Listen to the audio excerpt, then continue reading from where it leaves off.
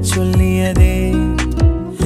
எனக்கென உன்னை தந்து உனக்கிரு கண்ணை தந்து அதன் வழி எனது கனா காண சொல்லியதே.